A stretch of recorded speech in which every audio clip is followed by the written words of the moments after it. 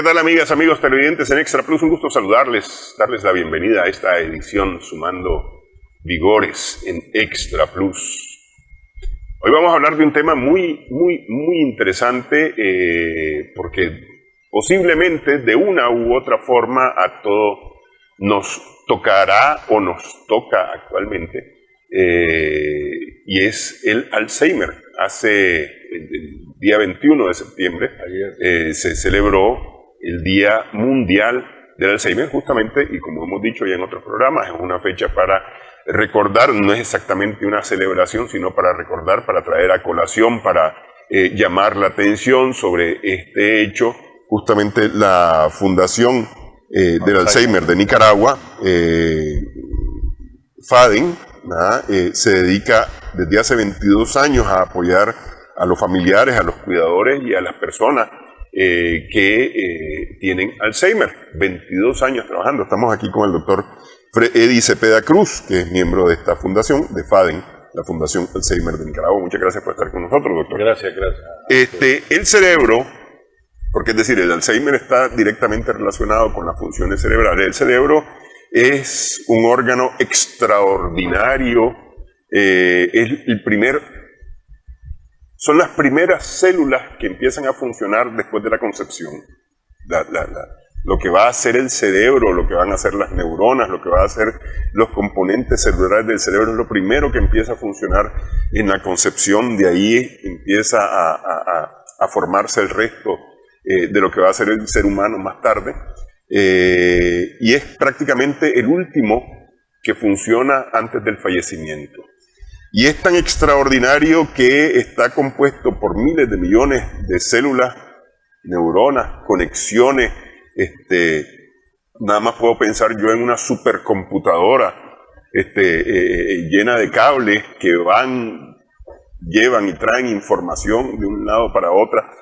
Y el Alzheimer lo que hace es que en un momento dejan de funcionar correctamente estas conexiones y empiezan a perderse datos o empiezan a quedar aislados los datos, porque la verdad es que el cerebro, la información que está en el cerebro no se pierde.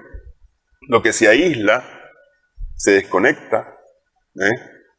Por ejemplo, las personas que sufren un accidente cerebrovascular, es decir, un derrame, mantienen toda esa información todo el tiempo. Lo que pasa es que pierden la conexión con esa información, entonces dejan de hablar, dejan incluso de moverse, pierden conocimiento sobre los recuerdos, las cosas y demás, ¿no? Pero es porque ha habido una desconexión. Eso básicamente el Alzheimer. Bien, gracias por habernos dado la oportunidad de dirigirnos a la población y hablar sobre este tema tan importante que, a decir verdad, se ha considerado que es la epidemia del siglo XXI. El cerebro es el órgano más importante, podríamos decir que es un órgano y un sistema a la vez, y es el más importante del cuerpo humano, porque es el que determina lo que somos, lo que pensamos, lo que sentimos.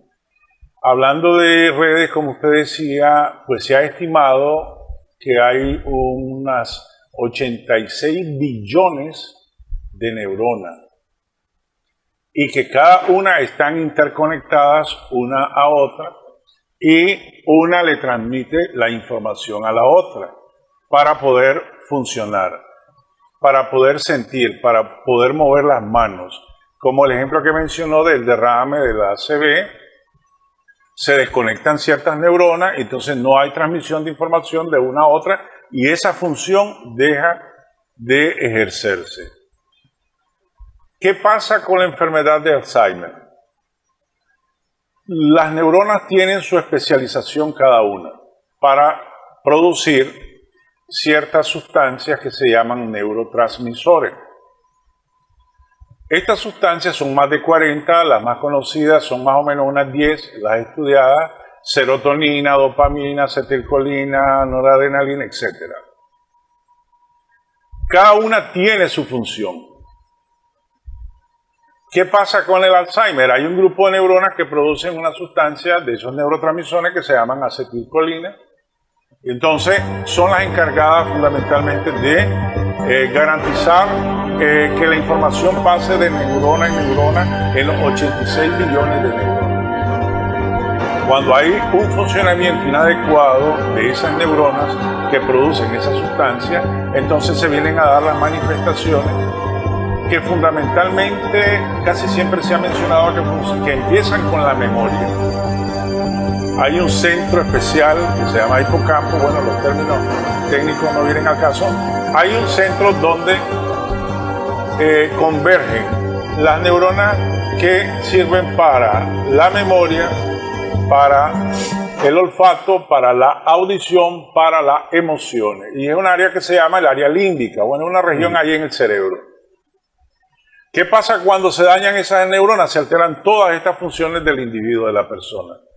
Entonces, el Alzheimer en sí produce daño a nivel de esas neuronas. Se han encontrado que hay proteínas que inflaman y dañan esas neuronas. Conocemos dos hasta el momento, y sobre las cuales se ha hecho algún tipo de tratamiento que no ha tenido mayor beneficio, pero que sí se puede trabajar sobre esas dos alteraciones, las beta-amiloide y las proteínas tau. Pero hasta el momento lo que se ha encontrado como terapia, pues, ha sido una especie de beneficio parcial, no cura, son unas enfermedades neurodegenerativas que no tienen cura, al igual que el Parkinson, el Huntington y otros muchos más. Entonces, al haber un desorden de estas neuronas, al haber una desconexión de las neuronas, no hay transmisión de esas sustancias que llevan la información de aquí para acá. Entonces, hay una desconexión. Quizá un caso más conocido por la población, porque son más visibles, el Parkinson que usted mencionó, que es cuando la persona tiembla mucho y tiene rigidez y otras cosas más. Hay otro grupo de neuronas que se llaman, que producen una sustancia que se llaman dopamina, que cuando se alteran generan el fenómeno del Parkinson, que es más conocido por la población. Esas mismas sustancias tienen responsabilidad sobre otros problemas, como por ejemplo las adicciones. La dopamina tiene responsabilidad en la sensación de bienestar, de placer, y cuando hay alteraciones vemos los fenómenos estos de adicción a diferentes cosas. Entonces, ¿qué hablamos de Alzheimer? Daño en neuronas que producen sustancias llamadas acetilcolina que no permiten la transmisión de información, y eso altera la memoria, la cognición, el comportamiento, la conducta de la persona. Antes se hablaba de demencia senil, un término, pero vuelvo a decir, en primer lugar, demencia se viene relacionando por la población como locura. Sí. Entonces es un término muy estigmatizante que ya estamos dejando de usar. Senil se refiere a edad, ya personas que pasan la tercera edad, pues nosotros estamos lejos de eso, pero ya son grupos de personas que van más para allá. Entonces, ya el concepto de demencia senil ya no se usa. ¿Por qué? Porque no significa llegar a mayor de 60 a 65 para que yo empiece a desconectarme de mi realidad. Podemos llegar a 90, a 100 o más, y con una función mental muy exquisita. El caso ahorita, por ejemplo, de Fernando Botero, el pintor colombiano famoso, 91 años, muy lúcido, que lo que lo llevó al fracaso, a morir, un problema respiratorio. Y hay personas así que vemos de 100 años, muy lúcidos todavía. Entonces, no quiere decir que llegar a la tercera edad es porque voy a tener un fenómeno demencial, no. Entonces, esos conceptos de demencia y de demencia senil ya no. Usamos términos como deterioro cognitivo, que eso lo puede tener cualquier persona a cualquier edad. Cuando hablamos de Alzheimer, nos referimos fundamentalmente de 60 a 65 para adelante, que es cuando ya pues las funciones cerebrales van bajando un poco su capacidad por muchas causas, muchos factores de riesgo. Sin embargo, hay presentación de esta enfermedad de demencia por Alzheimer en grupos más jóvenes. En Colombia, en Medellín, hay un gen específico, porque este es un problema genético en la mayoría de los casos, que se llama el gen paisa, que ya la persona desde los 25, 30 años empieza a tener manifestaciones igualito que alguien con demencia por Alzheimer de 60, 70 años. Pero solo se limita a ese grupo de población, que es un grupo que ha permitido hacer investigaciones para buscar medicina, vacunas, etc. ¿Cuál es la edad más joven en que se ha encontrado Alzheimer? Bueno, Alzheimer, 60 años en general, el Alzheimer tardío, 60-65. Por lo general va más allá. Cada vez que aumentamos, cada 5 años tenemos más probabilidades de tenerla. En Nicaragua tenemos registrado un caso, el caso más temprano, se empezó a dar deterioro cognitivo en una persona a los 48 años, falleció a los 54. Se encasilló como un caso de demencia por Alzheimer. Pero fíjese bien que a partir de lo que pasó con Bruce Willis con la demencia frontotemporal, eso es otra causa, aunque una demencia, las manifestaciones son similares, pero es una demencia que se presenta más tempranamente, a los 40, 45, que es diferente al Alzheimer, que es más tarde. Entonces, ¿hay algún dilema entonces sobre este caso registrado que tenemos en Nicaragua? A los 48 años de inicio, 54 fallecimientos, pero por lo general en nuestro país 65 años para adelante. En los países europeos que tienen una expectativa de vida mayor, incluso Estados Unidos, Canadá, por lo general 65 años en adelante es cuando empiezan a darse las manifestaciones. Pero se dan las manifestaciones que vemos, que percibimos, la memoria, la desorientación, la irritabilidad, etc. Pero la enfermedad ya viene haciendo daño 6, 8, 10 años antes a nivel cerebral. Ya viene manifestándose de alguna manera. A nivel del cerebro. Entonces, ¿cómo nosotros nos damos cuenta que una persona puede tener ese riesgo de tener esa alteración genética? Bueno, ahora hay lo que se llaman los marcadores biológicos, que son estudios con una simple gota como la de malaria. Se hace un estudio genético y se puede ver si esas sustancias están presentes o no, que son los famosos beta-amiloides que mencionábamos. Sí. Entonces, ante la sospecha de una probabilidad que una persona puede tener esto, se le pueden hacer esos marcadores, podemos encontrar los positivos, pero la persona puede estar normal, ¿verdad? Eso, las manifestaciones clínicas se van a dar mucho más adelante, pero ya es un factor de riesgo. Entonces, ¿qué es lo que se puede hacer en este momento para trabajar sobre esos factores de riesgo? Hay algunas recomendaciones para evitar la aparición temprana de la enfermedad y, como le digo, hay medicamentos, hay vacunas que se están estudiando para ver si estos grupos que ya tienen predisposición pueden beneficiarse. Pero en el caso del que ya la tiene, hasta el momento sí, no hay cura. No tiene cura. Ahora, ¿es enfermedad o es condición? Bien, cuando hablamos de enfermedad, estamos hablando de la suma de dos cosas. Cuando hay síntomas, los síntomas son los que tiene el paciente. Y los signos son las cosas que podemos ver las personas del exterior. Entonces, la suma de síntomas y signos genera algo en medicina que se llama síndrome. Una vez que esto desarrolle, genera lo que se llama la enfermedad. Entonces, la enfermedad es una suma de síntomas y signos. La condición, cuando hablamos de condición, a eso nosotros le llamamos factores de riesgo. Entonces, ¿qué condición me puede llevar a que yo pueda tener una demencia más adelante? Hipertensión, diabetes, problemas de colesterol, problemas de triglicéridos, obesidad, sedentarismo, tomar, que bueno, como fundación nosotros hacemos una campaña contra eso, pero bueno, ya vemos las campañas en contra. Sí. La toña terminó, viene la victoria, entonces contra eso no podemos. Pero entonces, si nosotros esas condiciones que usted mencionó, que le llamamos factores de riesgo, trabajamos sobre eso, entonces en esa medida podemos retrasar la aparición de la sintomatología, o es decir, de la enfermedad.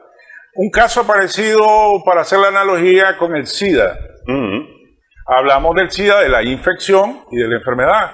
El infectado es aquel que tiene relación, se infecta, pero no tiene enfermedad. No ha desarrollado síntomas. Sí. Entonces, ya cuando desarrolla los síntomas es la enfermedad. Entonces, análogamente, más o menos parecido a eso. Ok. ¿Hay predisposición genética para padecer Alzheimer en algún momento de la vida? Porque no todos fallecemos, digamos, por edad, ya siendo mayores, con Alzheimer. Pues hay sí. Quienes sí, hay quienes no. Voy a dejar la pregunta para después. ¿Y cómo vamos a ir detectando estos casos? Regresamos en breve en esta conversación. Estamos sumando vigores en Extra Plus.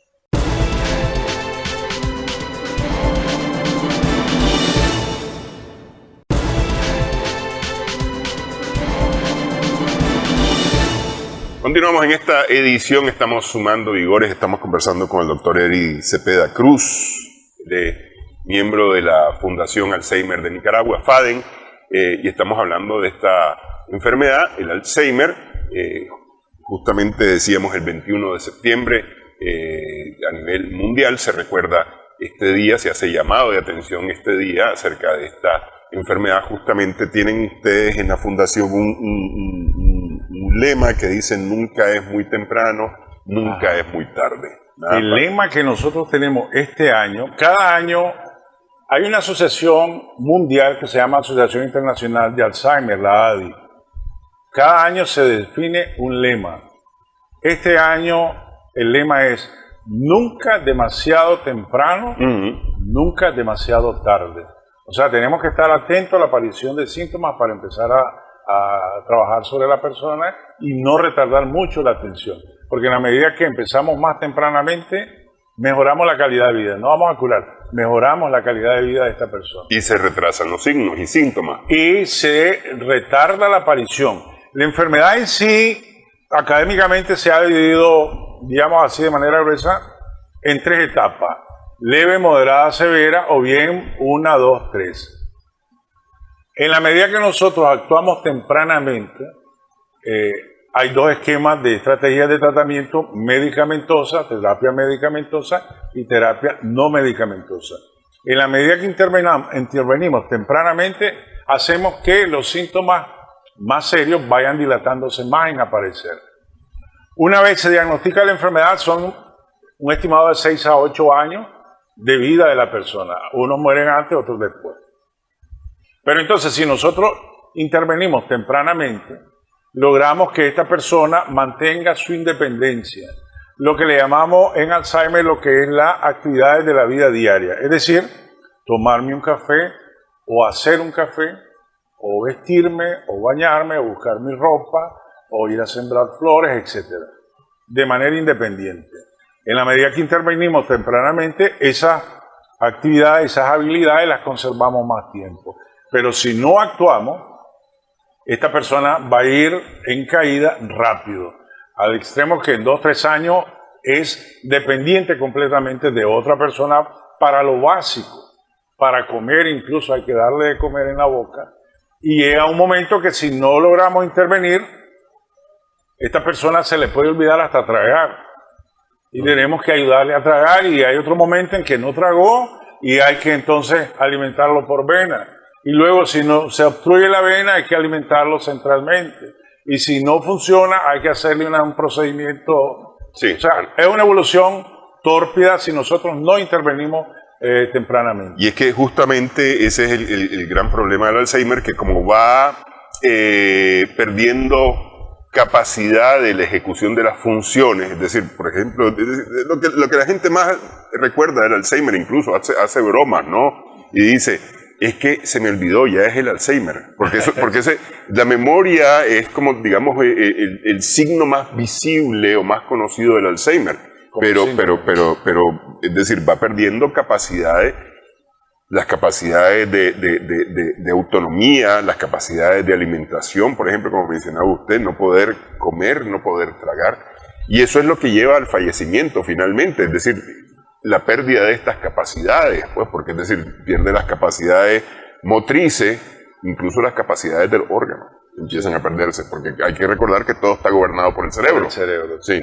Entonces, pierden la función, pierden el control para defecar, para orinar. Entonces hay que hacer la estimulación permanentemente para que sus actividades fisiológicas normales, que las hacemos de manera involuntaria cuando no tenemos el problema, hay que hacer todo ese proceso. Hay que pensar en función de ello y hay que actuar en función de ello cuando ya la enfermedad ha avanzado mucho. Entonces, ahí es donde hacemos el énfasis en actuar tempranamente con las 2 estrategias: medicamentosa, con lo que hay hasta donde se puede, y con las terapias no farmacológicas, que esto incluye terapia cognitiva, recuerdo, música, juegos, actividad paseo, física. La actividad física. Hay 7 elementos. Cuando usted mencionó condición, hablamos de factores de riesgo.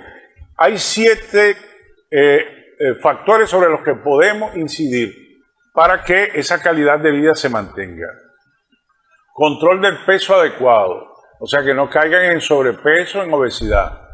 Control de la presión arterial en caso que sean hipertensos. Un paciente mal controlado de la presión puede tener un infarto, un derrame o puede tener microhemorragias cerebrales y puede presentar una demencia vascular, Sí. que es del otro tipo. De las demencias, de 10 casos de demencia, 7 son por Alzheimer y 3 por otras causas. Entonces puede tener una demencia vascular. Si es diabético, controlar la diabetes. Y la diabetes no solo es controlar una cifra, sino de manera integral. Ya ahora se está hablando de diabetes tipo 3. Siempre hemos manejado que la diabetes 1 y 2, la 1 en la infancia, la 2 más adelante, pero ahora cuando se habla de Alzheimer se habla que es un problema que también es metabólico. Hay problemas del funcionamiento de la insulina, de la glucosa a nivel cerebral, entonces ya se le ha dicho la diabetes tipo 3. Entonces tenemos que tener un buen control de la diabetes. Tenemos que evitar tóxicos. Venimos a decir lo que dijimos hace rato: alcohol, tabaco y otros tipos de sustancias. Actividad física. Por lo menos se recomiendan 30 minutos diarios de actividad física. Trotar, caminar, nadar, lo que sea, moverse. Porque en esa medida se estimula la función y protegemos el cerebro. Y hay un elemento nuevo que se llama la gimnasia cerebral, que es la actividad intelectual.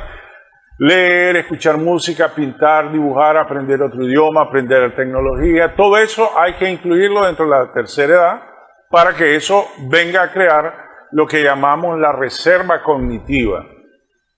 ¿Qué significa la reserva cognitiva? Eso es la capacidad que va a tener nuestro cerebro para responder a los diferentes estímulos y dar una respuesta. Un caso muy propicio para mencionar, ahorita están ampliando el bypass. Eran solo 2 carriles, ¿no? Si había en un carril un accidente, había un gran atraso y había que hacer desvío, etc. Cuando vayamos a tener los 10 carriles dentro de 3 años, no nos va a preocupar que haya en un carril un accidente porque voy a poder tomar 9 carriles más. Entonces voy a ampliar la oportunidad para la circulación. Eso mismo pasa en el cerebro. En la medida que nosotros hacemos la terapia cognitiva, la gimnasia cerebral y todas las medidas de las condiciones o factores, nosotros hacemos que ese cerebro cree más conexiones. Hay un concepto reciente que se llama neuroplasticidad neuronal. Algunos neurólogos que son los dueños del cerebro, los que manejan esto, decían: ¿por qué vamos a decir una cacofonía? Neuroplasticidad, ya estoy diciendo cerebro. Pero dice neuronal. ¿Por qué digo neuronal? Porque bueno, esa función se conserva a nivel del cerebro, que es del sistema nervioso central, el principal órgano, y luego la médula espinal con sus raíces nerviosas. Ahí estamos hablando del sistema nervioso. Pero también hay otras funciones que se conservan de tipo neurológica. Entonces, sí es un fortalecimiento de la reserva neuronal. Es decir, es trabajar el músculo. Es cuando hacemos ejercicio, fortalecemos los músculos. Eso mismo vamos a hacerle al cerebro, fortalecer para que crea más redes. Cuando una persona tiene un derrame, un ACV que se mencionaba, pues lo que decían: bueno, ya le dio el derrame, hasta ahí llegó. Ya no mueve la mano, no mueve los pies, ya no habla. Pero en la medida que hacemos rehabilitación, eso se va recuperando poco a poco en dependencia de la intensidad del derrame. Y en la medida que esta persona tiene una reserva cognitiva importante, en esa medida va a poder dar mejor respuesta. Hace mucho se decía: la persona que menos conocimiento, el analfabeto, etcétera, tiene más riesgo de demencia. García Márquez murió por Alzheimer. Camilo Zapata, César Andrade, cuántas canciones se memorizaban y ellos tuvieron Alzheimer. Entonces, sí, no esa teoría, pero sí que es muy cierto que en la medida que tenemos más reserva cognitiva, nosotros podemos responder mejor ante cualquier agresión de tipo Alzheimer o demencial. Ok, ¿hay alguna predisposición genética para el Alzheimer? En cuanto a predisposición genética, vamos a mencionar nuevamente que sí hay alguna predisposición en algunos casos. Hay un gen específico, porque este es un trastorno genético de fondo, que existe en Medellín, Colombia, el gen Paisa, donde las personas de generación en generaciones van teniendo la enfermedad, 25 o 30 años, y ya tienen deterioro cognitivo. Solo ahí se ha encontrado ese factor heredofamiliar genético de peso. En el resto del mundo no. En el resto del mundo se dice que los casos de aparición tardía podrán tener un 3, 4, 5% de relación genética. Sobre todo si tenemos un pariente de primer grado, por ejemplo, mi papá le dio Alzheimer y le dio muy joven, le dio a los 60, 65, yo tengo más probabilidad de desarrollar la enfermedad. Pero si le dio a los 85, a los 90, esa probabilidad casi que se pierde. Pero entonces el vínculo genético es mínimo. Y esto también para no generar estrés en la población. Que van a pensar que, bueno, porque mi abuela, mi bisabuela tuvo, yo voy a tener, se me olvidó tal cosa, ya voy a tener ese estrés tenemos que quitarlo de la población. A cualquiera se le olvidan las cosas. Dejé la llave en el carro, encendida la llave de la cocina, que los zapatos no los puse donde los iba y me regañó la esposa. Y eso a cualquiera le pasa. Eso normal, no encontré tal cosa y entonces le pregunto al esposo, ¿y dónde está? Y más que si es regañona, pues las 25 horas al día lo regaña, entonces cualquier pretexto busca, mira, dejaste esto ahí. Pero eso no es Alzheimer, eso es estrés. Y en este país estamos saturados de estrés, lo que más podemos exportar, por las diferentes razones, ¿verdad? Entonces, no confundamos estrés con Alzheimer. Esos olvidos cualquiera los puede tener. Sí, de repente se nos puede olvidar cualquier cosa por X, Y razón, especialmente por desorganización, porque a veces pues por desorganización que se nos van olvidando las cosas, ¿no? Es decir, tenía yo que hacer tal cosa hoy y no la hice porque se me olvidó, pero es que soy desorganizado, no lo apunté, no lo programé, Ya que está diciendo eso, fijémonos bien que siempre los extremos son peligrosos. Si soy desorganizado, voy a tener estos problemas. Pero si soy excesivamente organizado, muy obsesivo, también es un factor de riesgo para poder desarrollar esto.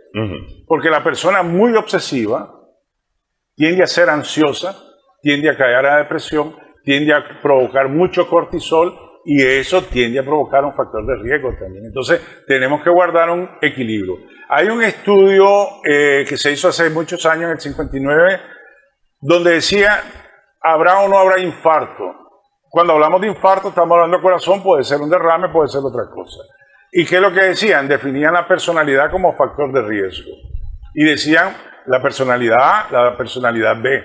El A es el estricto, el organizado, el que la agenda todo lo anota hasta lo último. Y el B es el lechuga que todo le vale. Eso. Entonces, los extremos no son adecuados. Tenemos que buscar un punto de equilibrio porque también eso es protección y prevención a nivel cerebral. Ok, ¿aumentan los casos de Alzheimer con el tiempo? Es decir, ¿hay más casos de Alzheimer o ocurre, como me explicaron una vez con el cáncer, que hay más diagnóstico? Voy a dejar la pregunta para después de una pausa. Regresamos en breve en esta conversación. Estamos sumando vigores en Extra Plus.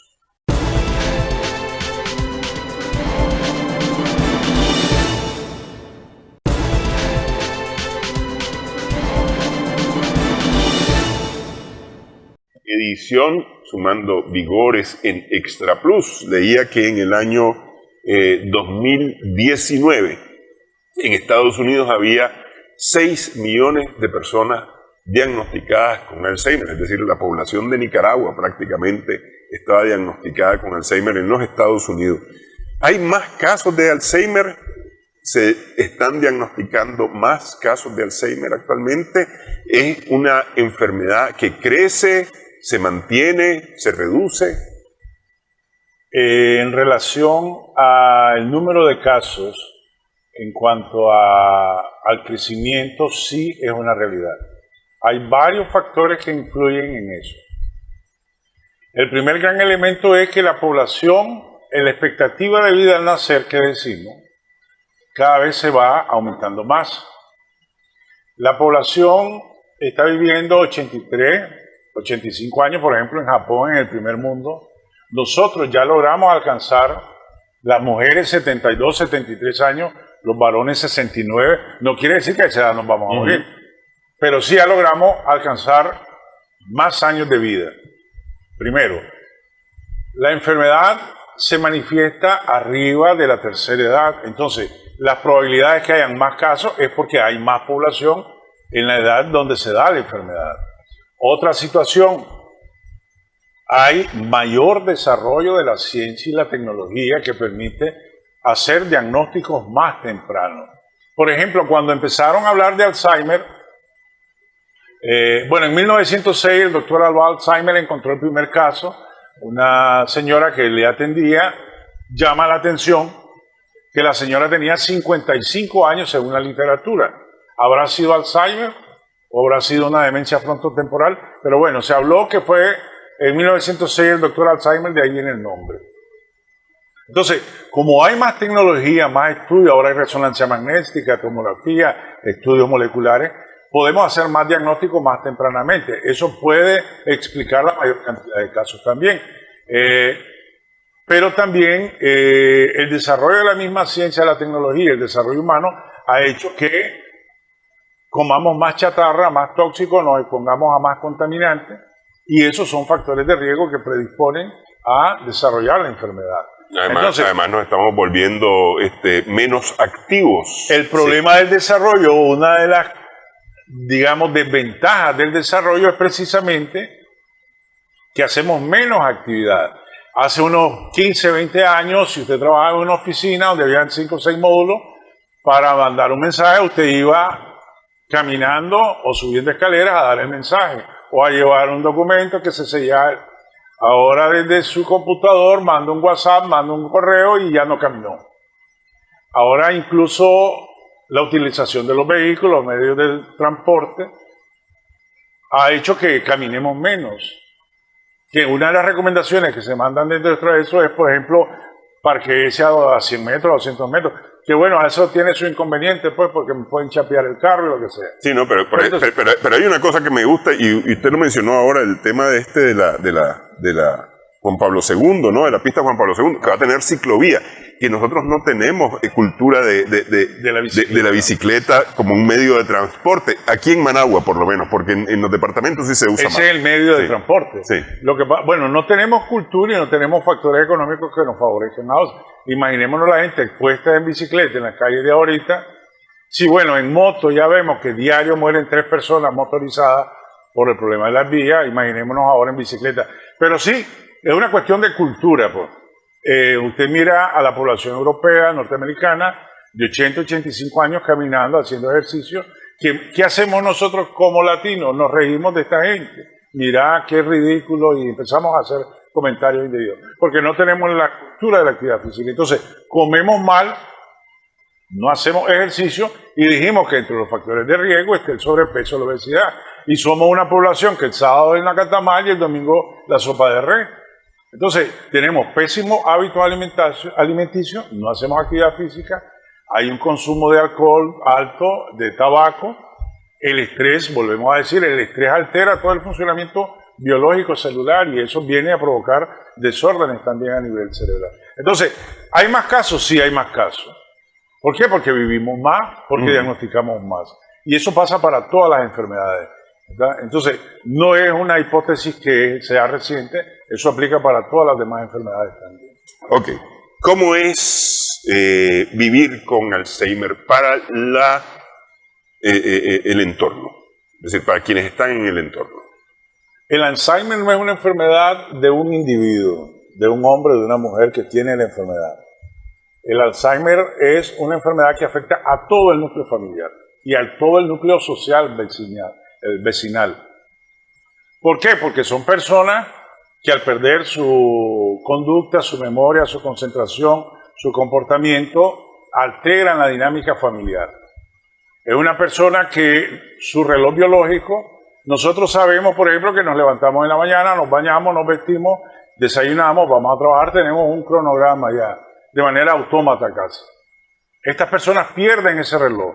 Pero pueden estar en la mañana y creen que están en la tarde, están en la noche, pues que toca el desayuno, están pidiendo comida a cada momento. Entonces alteran todo el funcionamiento.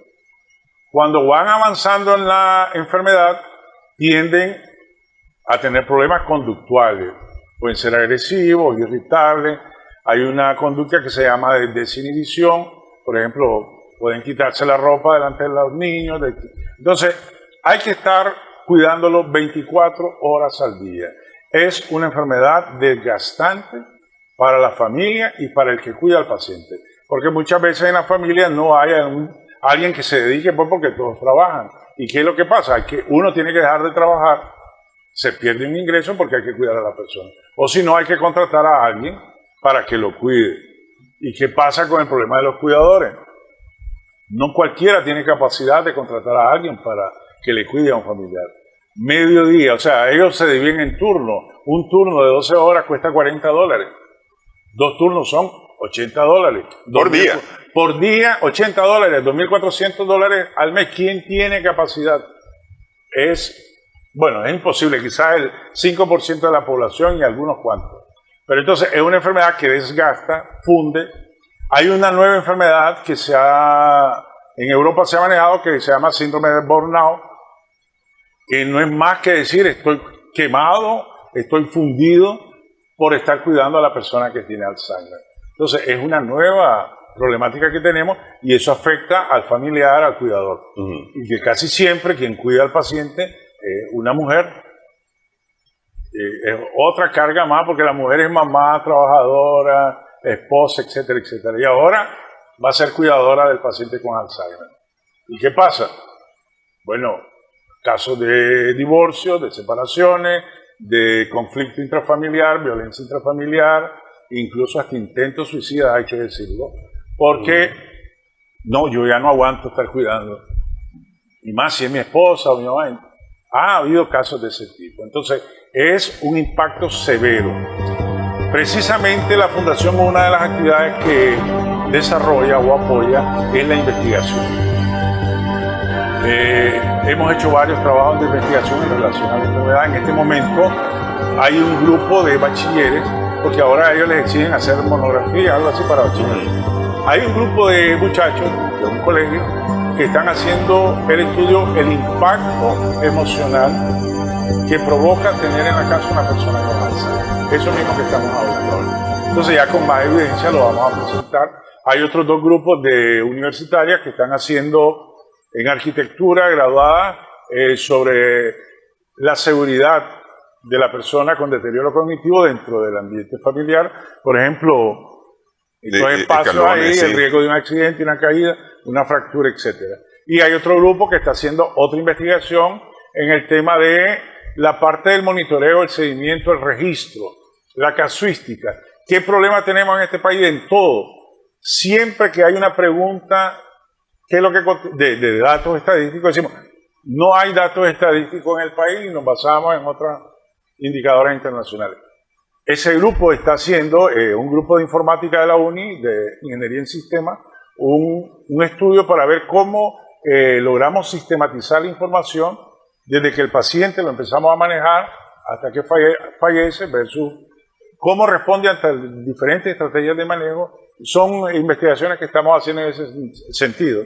Pero todo esto va a ser para demostrar pues que el impacto no es solo en la persona. La persona se desconectó, pero el familiar es el que ocurre. Es cierto lo que usted dijo hace un momento de que todo eso que la experiencia vivida desde la infancia por esta persona está guardada ahí adentro, porque el cerebro es una especie de caja negra de avión que se conserva todo. Entonces, en la medida que nosotros hacemos rehabilitación, que es otro punto que hablamos, en esa medida nosotros vamos desarrollando esa memoria y vamos recuperando algunas habilidades dentro de los pacientes. Y eso es una de las funciones que tenemos como fundación. Tenemos un centro de memoria donde hay un equipo de trabajo de neuropsicología, psicología, que se hacen terapias de diferentes tipos para tratar de recuperar en parte esas capacidades que estas personas tuvieron antes y logren en algún momento algún nivel de independencia, de dignificación y de integrarse socialmente. Es complicado, realmente es complicado porque, es decir, enreda, por decirlo de la manera más sencilla, la vida de la familia, pues la vida de incluso de los vecinos, pues porque una persona que se sale de la casa y no sabe para dónde va, porque eso ha ocurrido. Se pierde. Y entonces los vecinos están al tanto muchas veces, mira, échame el ojo por si se sale fulano, por si se sale fulana, ¿verdad? Y entonces para poderlo atrapar. Y como hay problemas de comportamiento, porque también, es decir, vos me querés asaltar. Sí. Al familiar le dicen, me estás robando. Me estás robando, claro. Entonces, y qué más con un desconocido, ¿no? Entonces, Sí. Una de las funciones también, ya que mencionó eso, es la educación y sensibilización.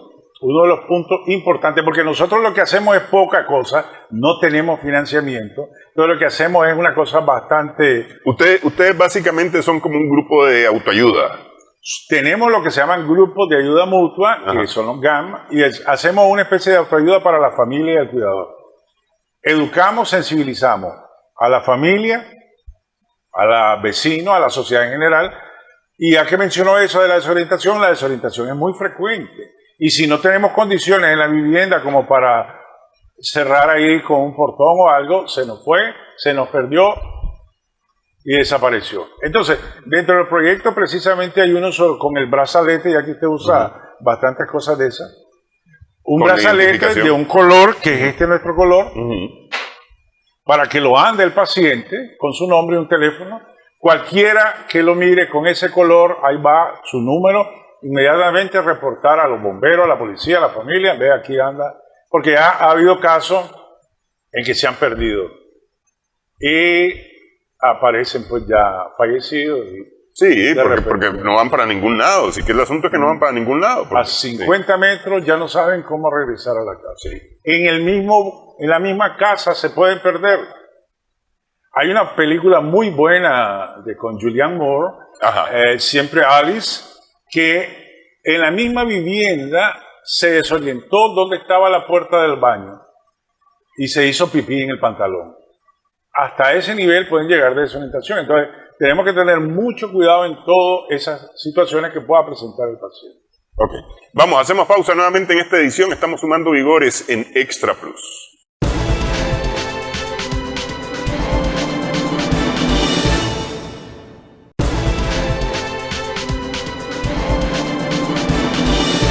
Continuamos en esta edición, estamos sumando vigores en Extra Plus. Estaba revisando yo los indicativos del Ministerio de Salud aquí en Nicaragua.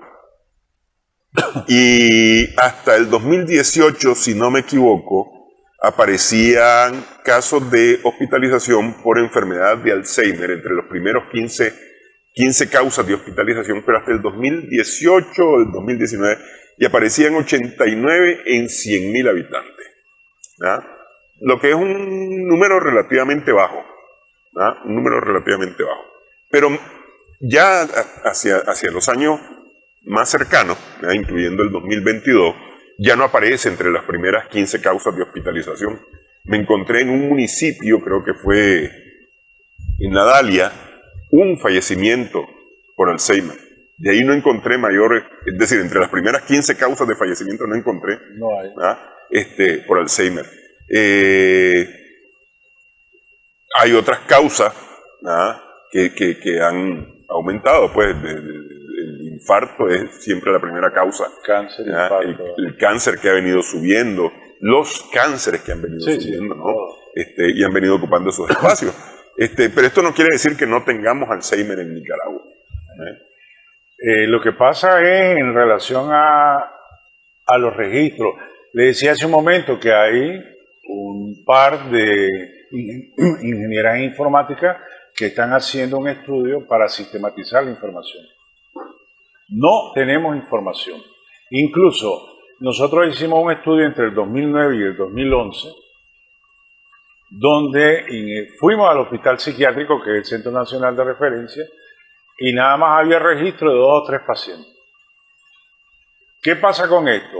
Por lo general, la enfermedad de Alzheimer no mata. Alguien no se muere porque tiene Alzheimer. La persona que tiene Alzheimer, por la edad que ya tiene, probablemente sea hipertenso, diabético, asmático, artrítico, cardiópata, etc. Entonces, cuando no cuidamos las comorbilidades, este montón de enfermedades que tienen, eso es lo que lleva al paciente al fallecimiento. ¿De qué se puede morir una persona que tiene Alzheimer por el Alzheimer en sí? Se salió de la casa, nadie lo controló, pasó un motorizado, pasó un carretón de caballo y Van Gogh se lo llevó. ¿Por qué? Porque no percibió el riesgo que corre al hacer eso. Pero la enfermedad de Alzheimer en sí no mata. Ahora, los registros. ¿Qué pasa con los registros de los casos de Alzheimer? En el caso de la información oficial se maneja como demencia en general los casos de personas que tienen... Se atienden como enfermedad psiquiátrica. Como una enfermedad psiquiátrica. Por lo general, el 85 a 90% de los pacientes con Alzheimer se manejan en la casa. Se atiende como psiquiátrico y no como neurológico. La enfermedad de Alzheimer, hay dos especialidades que son las que lo abordan para un principio, para un diagnóstico: el neurólogo y el psiquiatra. Una vez diagnosticado e iniciado el tratamiento, casi siempre el seguimiento y el monitoreo queda en manos del psiquiatra, del internista, del geriatra, del médico entrenado.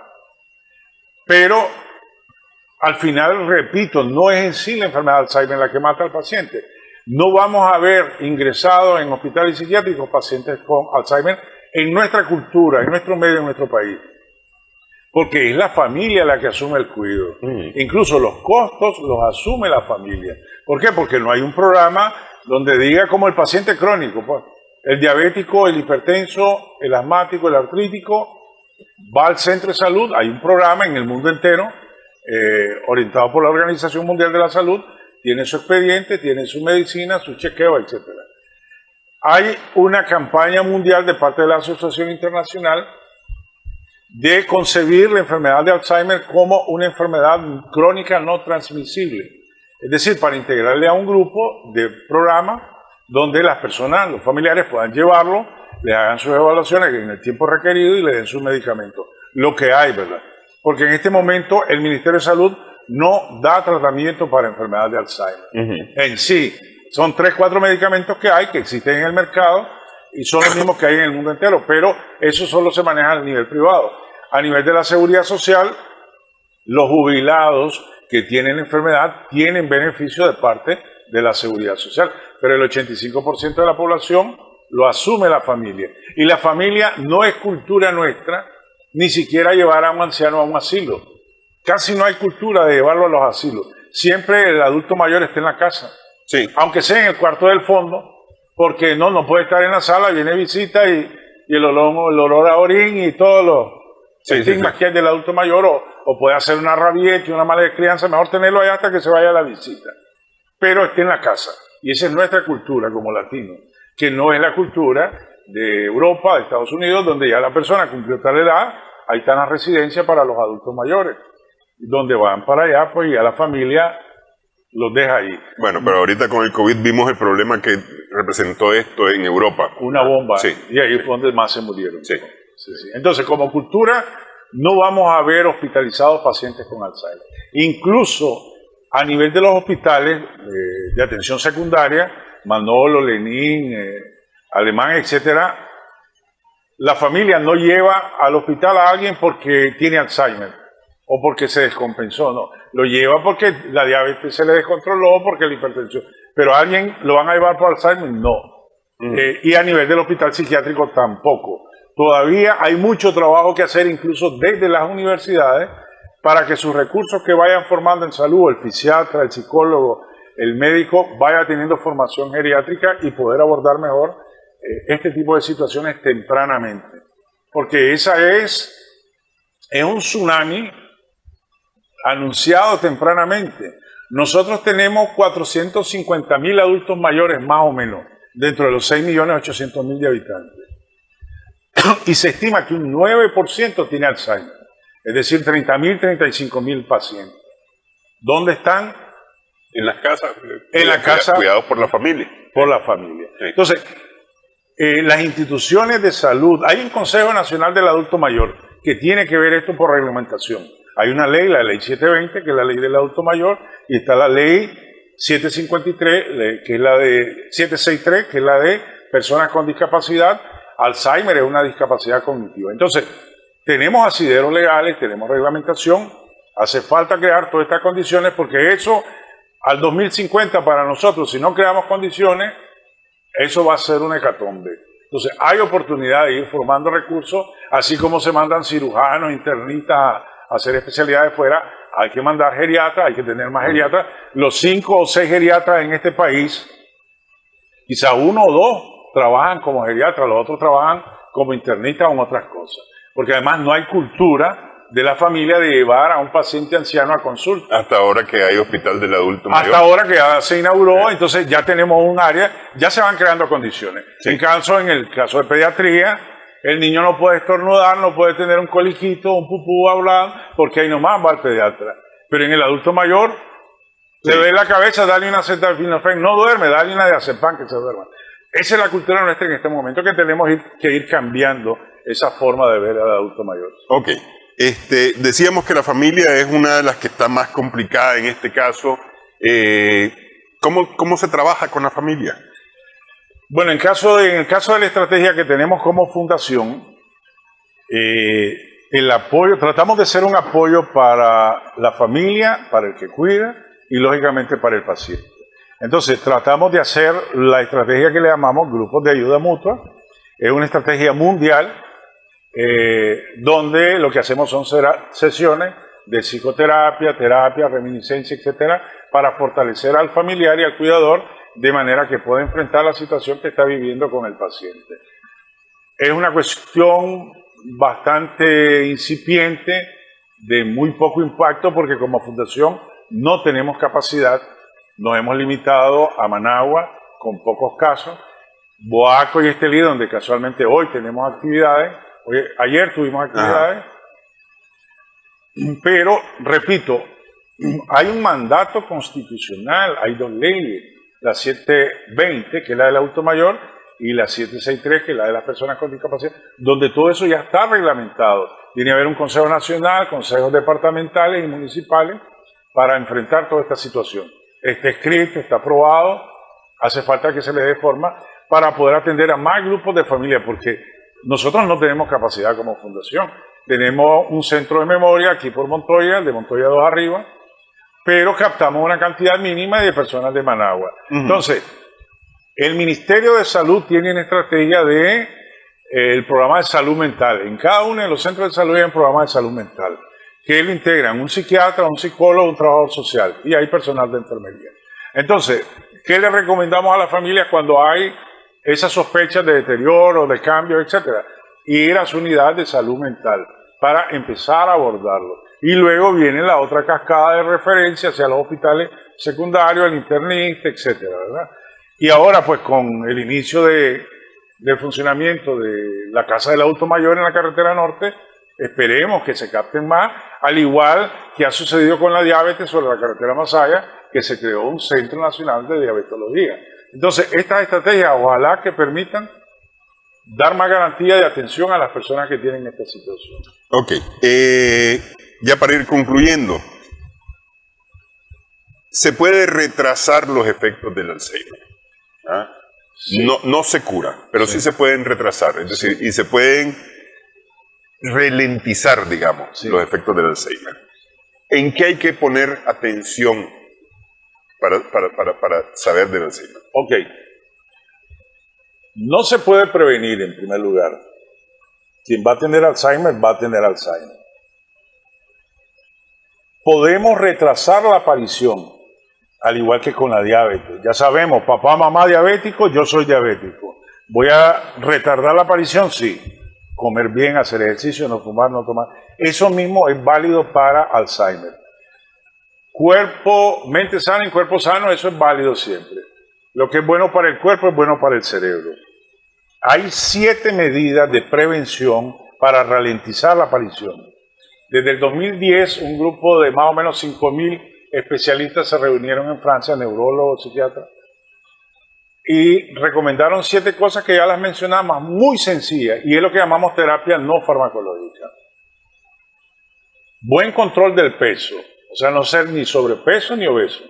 Buen control de la hipertensión arterial, buen control de la diabetes, el azúcar, colesterol triglicéridos controlado, no fumar, no tomar, fortalecer actividades físicas y actividades intelectuales, leer, escuchar música, estudiar, aprender otro idioma, aprender ajedrez, sudoku, todo eso que tiene que ver con el campo educativo y que nos hace pensar.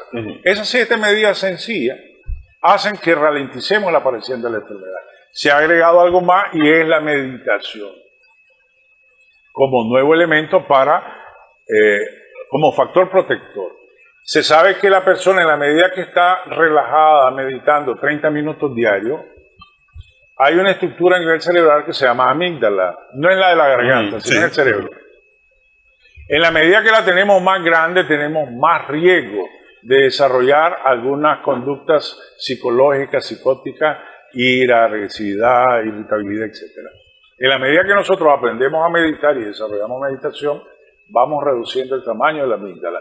Eso se ha demostrado con los monjes, estos que andan de naranja, pelones, que ellos llegan a tener un nivel de concentración a través de la meditación que son muy pacíficos. Y son personas que tienen menos riesgo de desarrollar problemas demenciales por eso. Entonces se ha agregado la meditación para también contribuir a la ralentización de la enfermedad. Eso es, en general, las medidas que podemos hacer.